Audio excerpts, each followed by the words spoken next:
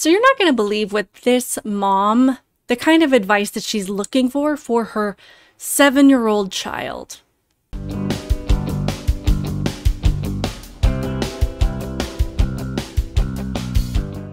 Welcome to my channel, Outspoken Samantha. If you are new here, welcome. I would love it if you would hit that subscribe button. And if you're returning, welcome back. I truly do appreciate your continued support on my channel, and I hope that you are subscribed as well. You might want to double check because YouTube does like to unsubscribe people from my channel on a pretty regular basis. And this is also your daily reminder to at least check out Rumble, at least maybe get used to it, because we do need to support platforms that support free speech, and YouTube really does struggle with that sometimes. So I just have to start out by saying these people are legitimately insane because they have accepted an ideology that was created by a child predator, yet somehow they have been convinced to believe that this ideology is going to allow their children to truly live their best lives and to be content and to be happy. So she has a 7-year-old boy that apparently came out about 8 months ago, so when they were probably 6 years old, that she takes out in public dressed as a girl that has changed their name to Quintina, and she frequently takes her child to the swimming pool dressed in a girl's bathing suit. But of course, she believes that everybody else is the problem, that all the other women and girls in the locker room that are seeing this happen,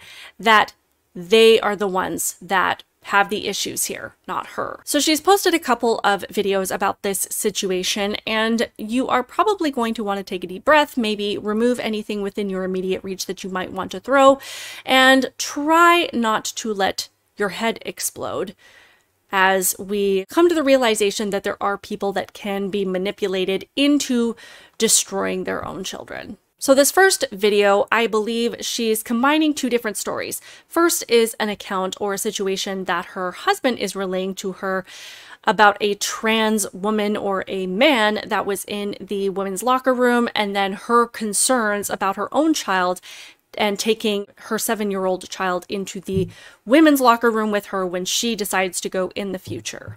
A bunch of children. I don't know if she was babysitting them, if they were all hers. They seemed to be close in age. Whatever. I ignored her because I was like, ugh, a Karen. And I knew, because you could see the look on her face and like how she was speaking to the lifeguard and the head lifeguard. Like, whatever, he's 20, you know, but you get to go to the pool because he took that job and he didn't have to. There is a lifeguard shortage. But anyway, Karen. So, not you, Karen, but like, you know, Karen. Anyway, was making a big deal about there being a trans woman in the ladies' room. And I was like, when Matt told me this, I was just like, oh my God. I just have to pause there for a second. So she's calling this other woman Karen for talking to the lifeguard about the situation with a man in the women's locker room. And she's calling this person Karen because this person is saying, hey, this is inappropriate. This is not okay. She's got all of these other little girls with her, and it's not okay. And this person that she is calling Karen probably recognizes that the privacy of these little girls is now being invaded and probably understands the broader implications of the situation, because these girls have now experienced, thanks to people like this, their first of what will likely be many experiences where if a boy comes into this private space with them, they're not allowed to say anything, and they are also being conditioned to accept this as normal from a very young age. And she is trying to stand up to this and say, this is not okay. Yet for some reason, this person here thinks they're the Karen, when in reality, a Karen is someone who thinks that their feelings matter more than anybody else's, and what anybody else wants doesn't matter, that everybody else should have to accommodate their situation and their feelings and their desires and make exceptions for them. And if they don't like it, they can kick rocks, essentially. So no, you're the Karen in this situation, sis. And then I love how she just has to throw in there that, hey, the lifeguard took the job. So the fact that we are even allowed to be here, you should just be grateful, and you shouldn't have anything to complain about, and you shouldn't have any concerns for what actually happens while you're at the pool. You should just be thankful that we're even allowed to be here and just be quiet about anything else. and people commenting on her standing up while she's peeing. She's in a little girl's bathing suit. She doesn't belong in the boys' room. I continue to watch the woman in the green bathing suit, the Karen. And I was like glaring at her, but I had sunglasses on, so you really couldn't see my like angry face. But I was like, you know, clearly staring at her and looking to see what she was saying to her friend, which was that this trans woman was swinging her thing around and it was inappropriate. And the lifeguard is like, yeah. This is like Matt's retelling, so who knows what details are left out. First of all, women don't have a thing to swing around. Second of all, she's trying to say that because her little boy is in a girl's bathing suit, that makes them a girl. And she's probably one of these moms that adopted this idea that says that if your toddler or your baby picks up a pink toy or gravitates something that is stereotypically of the opposite sex, that's a message they're trying to send you about their gender, about who they really are, about who they want to be. So by that logic, wouldn't your child, despite the fact that they're in a locker room or a bathroom surrounded by people that are peeing sitting down, yet they still insist on peeing standing up, wouldn't that be a message about who they are and who they want to be? So then she posted this other video about needing certain things for her 7-year-old son. So I'm at the pool and, you know, kids have goggles on and stuff. Quintina wears a bathing suit bottom that has a skirt on it. And one of the kids went under the water and her skirt had flown up and saw that she, you know, had junk, and said something to another kid. Like, is there something that, like, if you're a trans woman, like, is there something that you can wear that can kind of cover it up so, you know, you look on the outside, you know, when you're wearing certain clothes, you don't want to have a bulge, you want it to be smooth, or should I not worry about that? I don't know really how to address this issue, but any help is greatly appreciated. She's only been out for, was it August? About 8 months.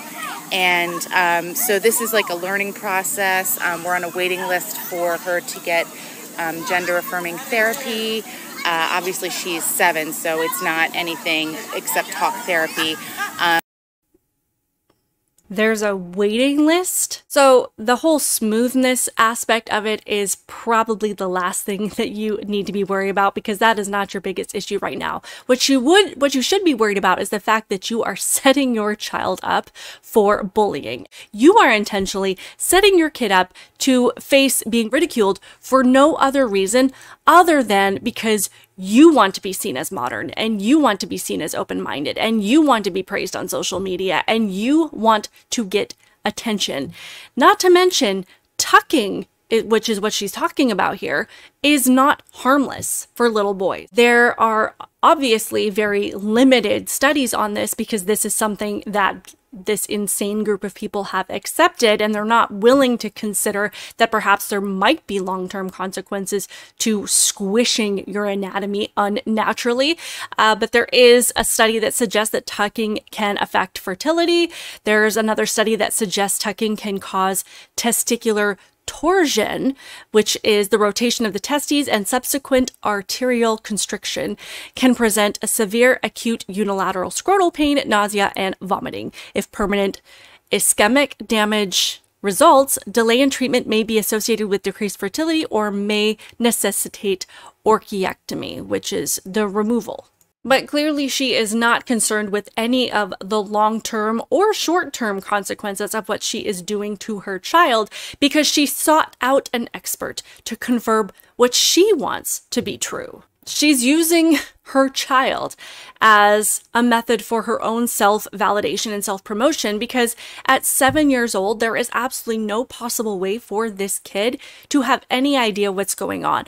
all this little boy knows is that mommy keeps affirming his behavior as normal, and the doctors that she is bringing him to all say that it's okay, so it must be. She's parading him around like there's nothing wrong with it, yet he's the one that's going to have to deal with the backlash and the bullying and the side eyes and the kids looking at his junk while he's wearing a frilly girly bathing suit.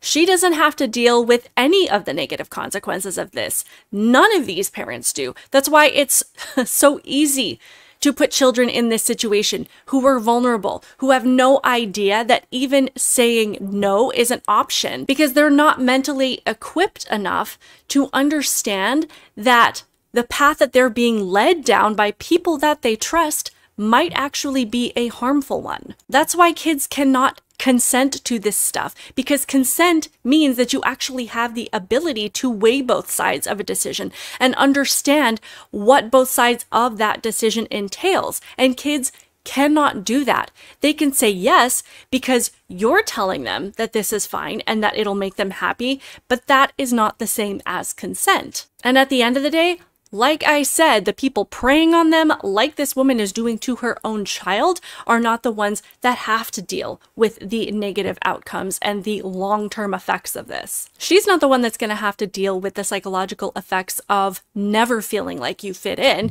or the side effects of puberty blockers that I know that she's already looking into, or the experimental doses of estrogen that I'm sure she can't wait to inject into his little body. And I bet that she is so excited for the day when she can finally make that TikTok video that says your child has completely removed his fully functional and healthy anatomy for the anatomy that he says he wants, and she can say that she has herself the next Jazz Jennings.